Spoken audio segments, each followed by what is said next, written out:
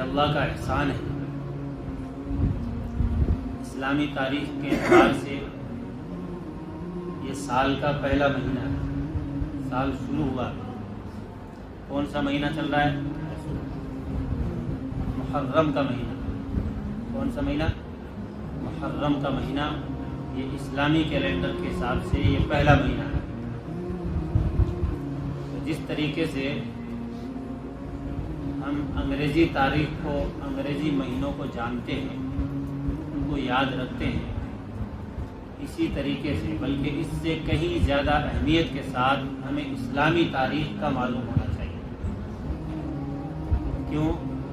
اس لیے کہ انگریزی تاریخ کا جاننا اور اس کا علم رکھنا، اس کی فکر رکھنا، یہ دنیا تک فائدہ دے سکتا ہے، اور اسلامی تاریخ کا علم ہونا، اس کو یاد رکھنا، یہ دنیا میں بھی فائدہ دے گا اور آخرت میں ثواب بن کر فائدہ دے گا۔ تو پتہ یہ چلا کہ اسلامی تاریخ کی معلومات رکھنا یہ بھی ثواب کی چیز ہے۔ لیکن افسوس ہم بھی جو ہے عملی اعتبار سے انگریزیت کے عادی ہو گئے، اور ہمارے تمام شعبوں سے دھیرے دھیرے جو ہے اسلامیت ختم ہوتی جا رہی ہے، انگریزیت داخل ہوتی جا رہی ہے۔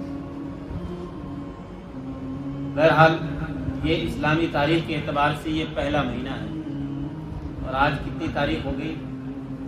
5 محرم الحرام۔ محرم کی خصوصیت کیا ہے؟ اس کی فضیلت کیا ہے؟ احادیث کے اندر آتا ہے، اور قرآن مجید سے بھی اس کا پتہ چلتا ہے کہ اللہ تبارک و تعالیٰ نے اس مہینے کو دنیا کے بننے سے پہلے ہی حرمت والا بنایا ہے۔ قرآن میں اللہ نے فرمایا ان عدت الشہور عند اللہ 12 شہرا فی کتاب اللہ یوم خلق السماوات والارض منها 4 حرم، کہ اللہ تبارک و تعالیٰ کے نزدیک مہینوں کی تعداد، سال کے مہینوں کی تعداد کتنی ہے؟ 12 ہے۔ 12 ہے۔ کب سے ہے یہ؟ یوم خلق السماوات والارض، جب سے اللہ تبارک و تعالیٰ نے آسمان اور زمین کو پیدا کیا ہے، تب سے اللہ کے نزدیک کیلنڈر 12 مہینے کا ہی ہے۔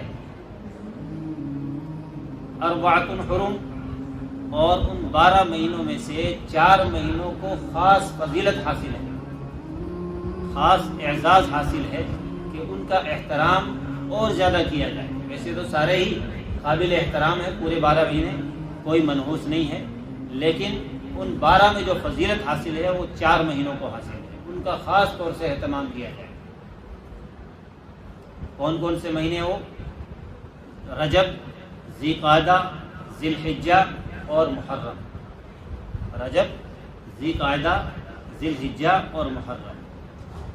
تو محرم کی فضیلت اسلام کے آنے سے نہیں ہے، بلکہ اسلام کے آنے سے پہلے سے ہی محرم کی فضیلت ہے۔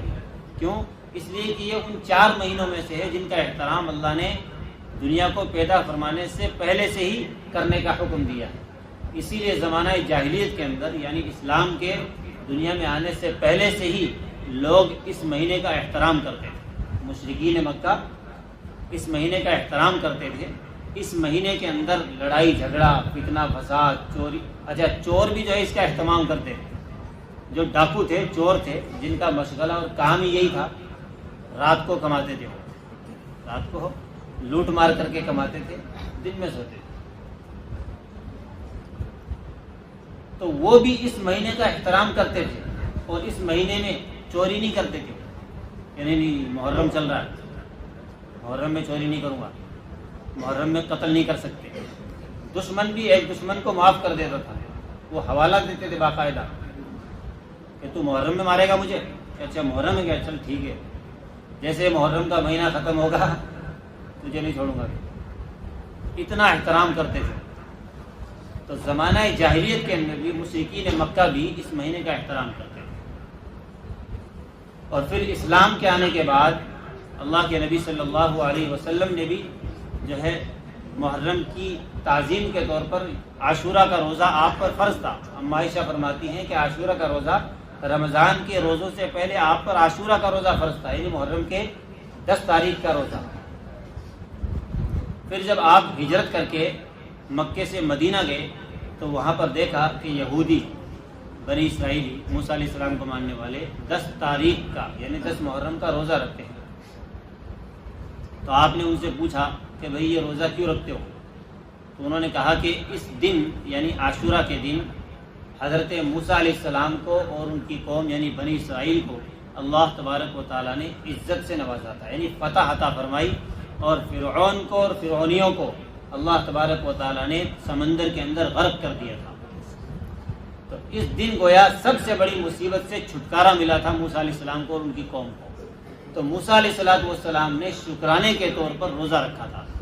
موسیٰ علیہ السلام نے شکر ادا کرنے کے طور پر اس دن روزہ رکھا تھا، اس لیے ہم بھی جو ہے آپ کی اتباع کے اندر روزہ رکھتے ہیں۔ تو اللہ کے نبی صلی اللہ علیہ وسلم نے ارشاد فرمایا نحن احق منکم، کہ میں تو تم سے زیادہ حقدار ہوں اس بات کا کہ میں موسیٰ علیہ السلام کے طرز عمل کو اپناؤں، کیونکہ وہ میرے تم سے زیادہ پکے رشتہ دار ہیں، وہ میرے بھائی ہیں، میں نبی ہوں وہ نبی ہیں، تو میں زیادہ حقدار ہوں اس بات کا کہ میں روزہ رکھوں۔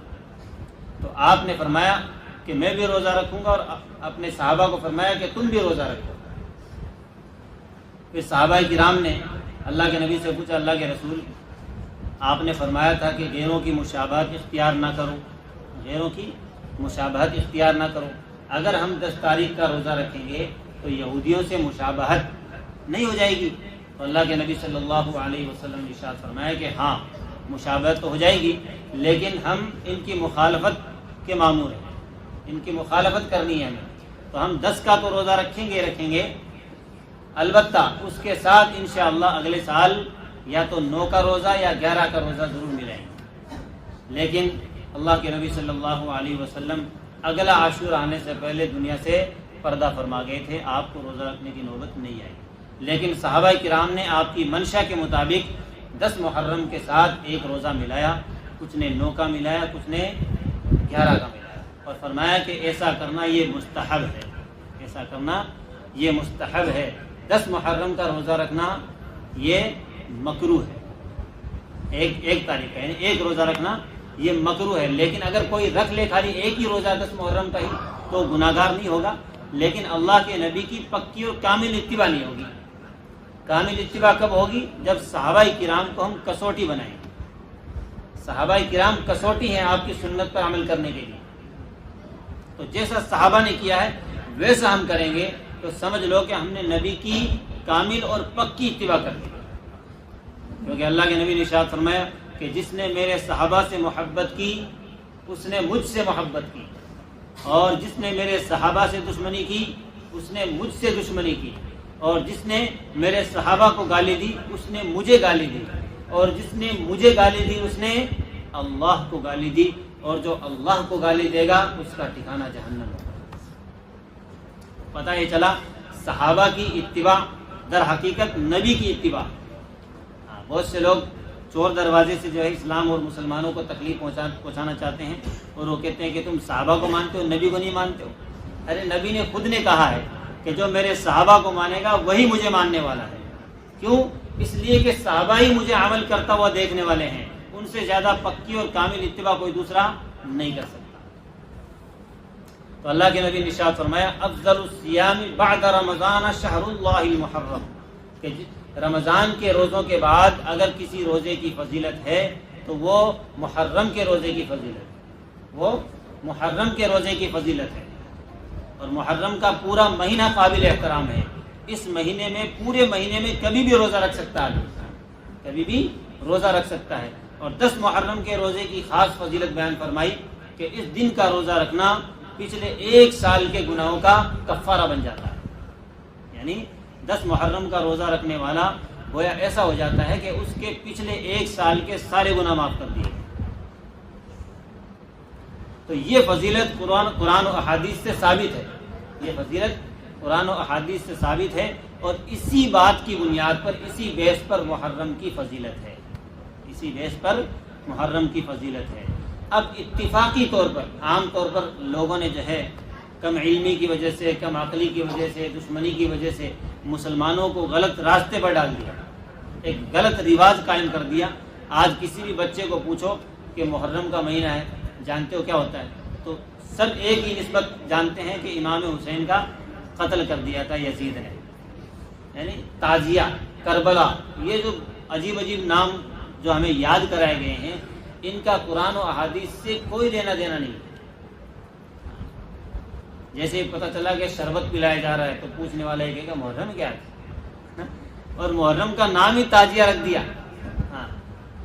عوام جو ہے اس بات کو اسی سے یاد کرتی ہے کہ تعزیہ ہے یعنی محرم ہے، تو تعزیہ، محرم، شربت، کھیچڑا، پتہ نہیں کیا کیا جو رسم و رواج ہمارے معاشرے کے اندر پھیلے ہوئے ہیں، ان کا کوئی قرآن و حدیث سے ثبوت نہیں ہے، اور نہ ان کے کرنے پر کوئی ثواب ملے گا، بلکہ الٹا گناہ ملے گا، الٹا گناہ ملے گا۔ من گڑت احادیث لوگوں نے بیان کر دی اور احساس بھی نہیں ہو رہا کہ میں گناہ کا کام کر رہا ہوں۔ بس اتنی سی جو بات میں نے بتائی ہے، یہی بتانا ثواب کی چیز ہے۔ اس کے علاوہ اور جو بتایا جاتا ہے بڑا چڑھا کر کے، رائی کا پہاڑ بنا کر کے، وہ سب کیا ہے؟ اللہ کے نبی پر بہتان ہے۔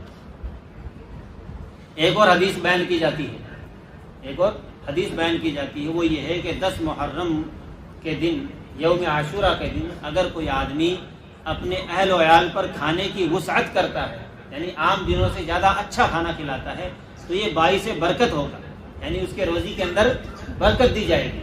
تو یہ حدیث بھی ہے، لیکن اس کے بارے میں جو ہے علماء کرام نے لکھا ہے کہ یہ حدیث ضعیف ہے، یہ حدیث ضعیف ہے، لیکن اس کا استعمال اتنا زیادہ ہوا ہے، اور اس کا جو طرق ہے، جو طریقہ ہے، وہ اتنا زیادہ کثیر ہے، اتنے زیادہ جو ہے عوام نے، علماء نے اس کو عملاً جو ہے بتلایا ہے، بیان کیا ہے کہ یہ ضعیف ہے، مگر احسن کے درجے کو پہنچی ہوئی ہے، تو اس پر بھی عمل کیا جا سکے، اس پر بھی عمل کیا جا سکتا ہے۔ اس کے علاوہ جتنی بھی احادیث ہیں وہ سب من گڑت ہیں، ضعیف ہیں، اور من گڑت احادیث کے متعلق اللہ کے نبی صلی اللہ علیہ وسلم کا فتویٰ کیا ہے؟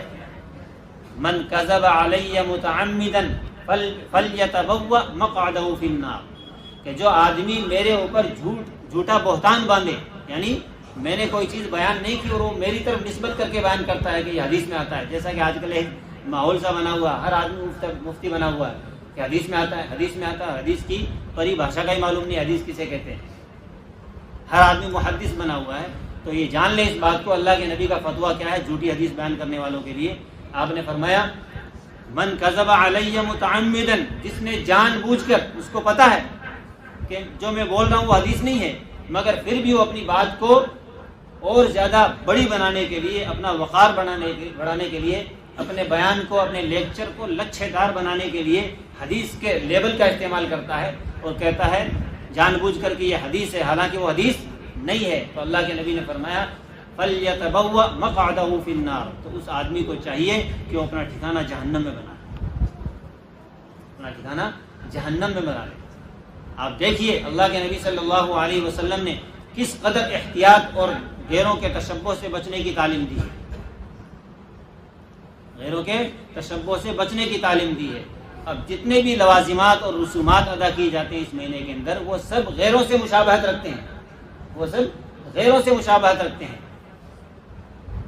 تو ایک خرابی تو یہ ہے کہ ہم جو ہے ان خرابیوں کو دور کریں، اور جو اللہ کے نبی کا اصل جو فرمان ہے، آپ کا جو اصل حکم ہے، اس پر عمل کریں۔ وہ کیا ہے؟ 10 محرم کا ہمیں روزہ رکھنا ہے انشاءاللہ، ہم خود بھی رکھیں اور اپنے ماتحتوں کو اس کا حکم بھی دیں۔ کتنی بڑی فضیلت ہے کہ رمضان کے بعد سب سے افضل روزہ ہے 10 محرم کا روزہ، یا پورے مہینے کا روزہ۔ جب بھی آدمی رکھ لے گا اس کے 1 سال کے گناہ معاف کر دیے جائیں، اور پھر اگلے محرم کو پھر رکھ لے گا، پھر 1 سال کے گناہ معاف، اور اس کے بیچ میں شب قدر بھی آئے گی، شب برات بھی آئے گی، اور رمضان بھی آئے گا، اور جمعے بھی آئیں گے، جمعے کی مبارک گھڑیاں بھی آئیں گی، یعنی مکمل طور پر آدمی پورے سال بخشایا رہے گا انشاءاللہ۔ تو ان رسم و رواجوں سے ہمیں بچنا ہے، اور جو بیجا من گڑت احادیث ہیں ان پر عمل کرنے سے خود کو بھی بچانا ہے اور دوسروں کو بھی بچانا ہے، اور ان کو شیئر کرنے سے بھی بچنا ہے۔ آج کل سوشل میڈیا کا زمانہ ہے، تو آدمی لفظ حدیث پڑھتا ہے، خالی نیچے کا مضمون جانتا ہی نہیں وہ کیا ہے، خالی حدیث پڑھتا ہے، کوئی حوالہ کوئی دلیل کچھ نہیں دیکھتا، حدیث ہے شیئر، حدیث ہے شیئر، حدیث ہے کمنٹ فالو۔ تو یہ سب کیا ہے؟ یہ گناہ ہے۔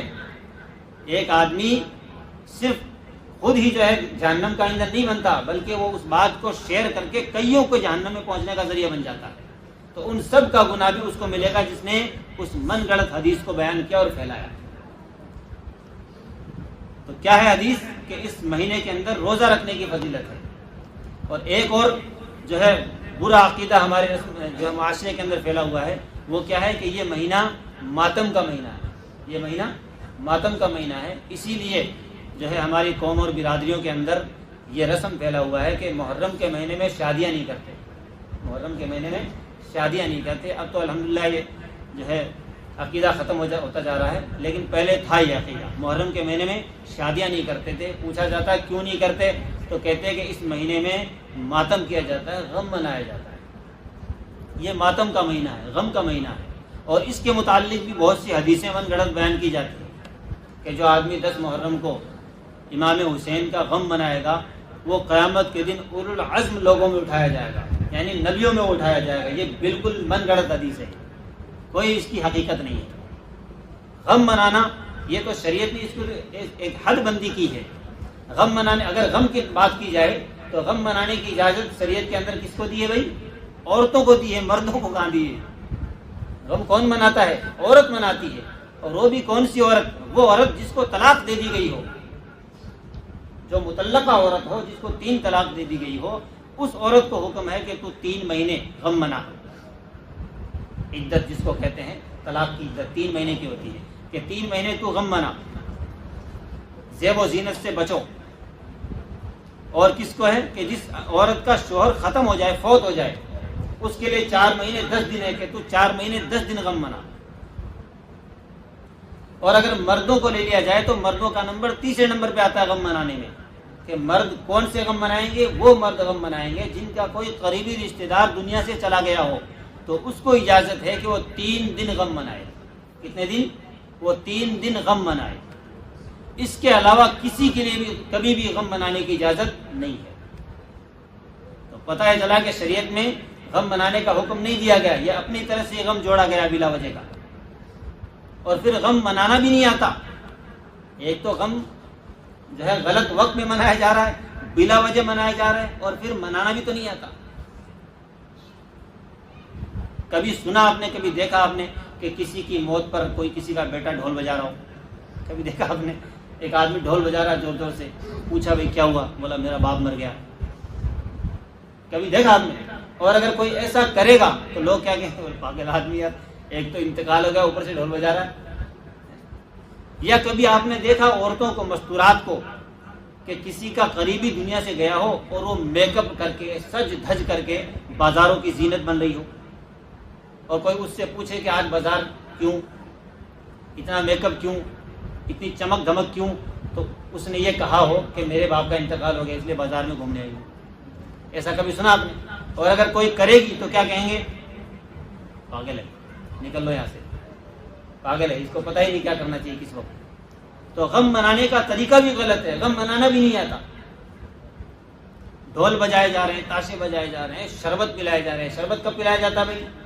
ہم نے تو یہی دیکھا اور سنا ہے کہ خوشی کے موقع پر شربت پلائے جاتے ہیں، خوشی کے موقع پر دعوتیں کی جاتی ہیں، کھچڑے پکائے جاتے ہیں، پلاؤ بنائے جاتے ہیں، لیکن کسی کے انتقال پر غم نہیں منایا جاتا۔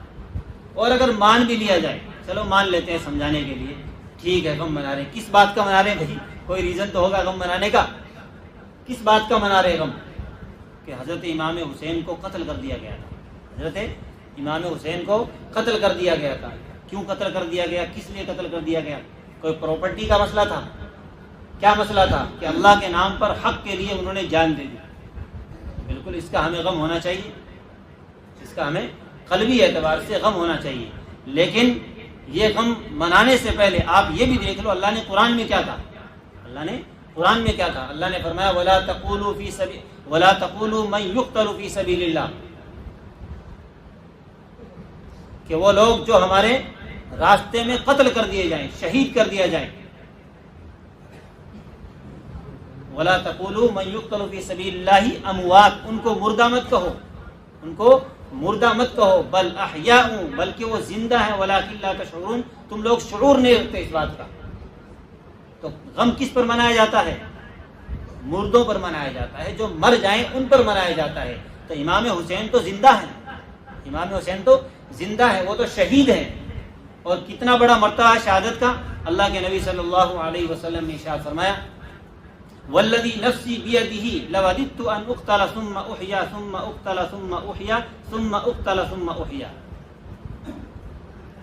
کہ قسم اس ذات کی جس کے قبضے میں میری جان ہے، قسم اس ذات کی جس کے قبضے میں میری جان ہے، میری یہ تمنا ہے، میں یہ چاہتا ہوں میں اللہ کے راستے میں جاؤں، ثم اقتل پھر شہید کر دیا جاؤں، ثم احیا پھر زندہ کر دیا جاؤں، ثم اقتل پھر شہید کر دیا جاؤں، ثم احیا پھر زندہ کر دیا جاؤں، ثم اقتل پھر شہید کر دیا جاؤں، ثم احیا پھر شہید کر دیا جاؤں۔ تو شہادت کا کتنا بڑا مقام اور مرتبہ ہے۔ تو اللہ کے نبی صلی اللہ علیہ وسلم کے قول کے مطابق تو امام حسین کو مقام اور مرتبہ ملا ہے، آپ کو شہادت کا درجہ ملا ہے، اور آپ کہہ رہے ہو کہ نہیں ان کا انتقال ہو گیا، وہ مر گئے اس لیے غم منا رہے ہیں لوگ۔ تو بھائی غم منانے کا مہینہ نہیں ہے، بلکہ یہ عبادت کا مہینہ ہے، یہ عبادت کا مہینہ ہے۔ امام حسین کے غم منانے سے زیادہ آپ کے زندگی کے طرز عمل کو اپنانے کا مہینہ ہے۔ آپ نے پوری زندگی کس طرز پر زندگی گزاری، آپ کو آئیڈیل بنانے کا مہینہ ہے، آپ کو آئیڈیل بنانے کا مہینہ ہے۔ آپ کا سچا عاشق وہ ہے جو آپ کی اخلاقی اور آپ کی زندگی کو جو ہے اپنی زندگی بنا لے۔ امام حسین کا سچا عاشق کون ہے بھائی؟ جو روئے پیٹے غم منائے کپڑے پھاڑے۔ کپڑے پھاڑنے کا بھی رواج ہوتا ہے، ماتم کرنے کا، وہ شیعہ حضرات تو مارتے ہیں اپنے آپ کو، خون کر لیتے ہیں اور چہرے نوچتے ہیں، کپڑے پھاڑتے ہیں، عورتیں بھی پتہ نہیں کیا کیا کرتی ہیں۔ اس کا اسلام سے کوئی لینا دینا نہیں، اسلام سے کوئی لینا دینا نہیں ہے، اس پر بڑا گناہ ہے، یہ کبیرہ گناہ ہے۔ تو اس مہینے میں خاص طور سے ہمیں ان چیزوں سے بچنا ہے، اور اس مہینے کی جو خصوصیت ہے وہ کیا ہے؟ روزہ ہے، عبادت ہے۔ تو اس عبادت کو کر کے حقیقی محرم کی تعظیم کرنے والا بننا ہے انشاءاللہ۔ اور اسی طریقے سے اللہ کے نبی صلی اللہ علیہ وسلم نے دوسرا روزہ رکھنے کی حکم جو ہے تعلیم دی ہے، اس میں اس بات کا سبق دیا ہے کہ دیکھو عبادت ہے، روزہ رکھنا کیا ہے؟ عبادت ہے، دوسرا نہیں بھی رکھتے تو چلتا، لیکن آپ نے فرمایا کہ یہود و نصارہ کی دشمنان اسلام کی عبادت کے اندر بھی مشابہت نہیں اختیار کی جا سکتی۔ اگر ایک روزہ رکھ لیتے تو کچھ نہیں بگڑتا، لیکن آپ نے فرمایا کہ یہودیوں کی مخالفت کرنے کا ہمیں جو ہے حکم دیا گیا ہے۔ تو جب عبادت میں مشابہت اختیار کرنے کا حکم نہیں ہے تو پھر دیگر جو کام ہیں جن میں ہم مشابہت غیروں کی اختیار کرتے ہیں ان میں کیسے اللہ برداشت کر لے گا؟ آج ہماری زندگی کا جتنا بھی نشیب و فراز ہے وہ سب غیروں سے ملتا ہے، ہمارا لباس، ہمارے اخلاقیات، ہمارے معاملات، ہمارا رہن سہن، ہر ایک چیز غیروں سے مشابہت رکھتی ہے۔ تو عبادت کے اندر بھی مشابہت کی اجازت نہیں ہے، تو پھر دیگر کاموں کے اندر کیسے اجازت ہوگی؟ اللہ کے نبی نے ارشاد فرمایا من تشبہ بقوم فہو منہ، کہ جو جس قوم کی مشابہت اختیار کرے گا کل قیامت کے دن اس کا حشر انہی لوگوں کے ساتھ ہوگا۔